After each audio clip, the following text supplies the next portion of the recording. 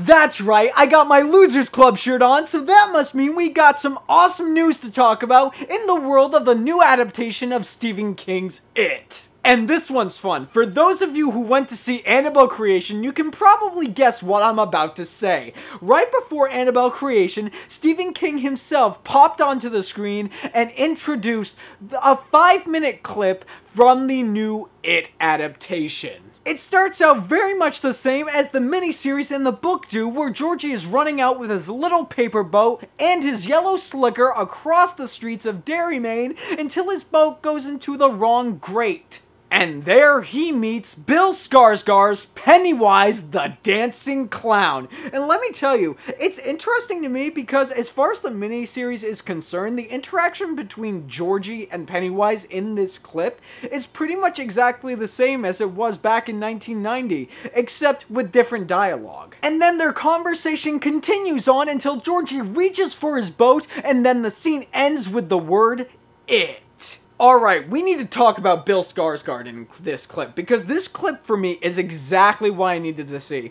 I enjoyed Tim Curry's performance enough in the miniseries, but the Pennywise that I read from the book was more menacing, more creepy, more sadistically dark, and it feels as though Bill Skarsgård is going to capture the essence of this malevolent creature. And I realized that some people will actually be turned off by that fact. I was talking to a gentleman after Annabelle Creation was over about the clip itself, and he didn't like Bill Skarsgård's interpretation for that exact reason, because it was too different from Tim Curry's. But like I said, this clip is exactly what I needed, and I cannot wait to see more of Pennywise. However, the most interesting thing about this clip for me wasn't really anything to do with Pennywise, it was the choice of music that Andre Muschietti decided to use. Because when Georgie has his little paper boat and he's running after in the rain, he is so happy and so joyful, and the music really represents that. It's happy, it's joyous, it's ready to go out and play.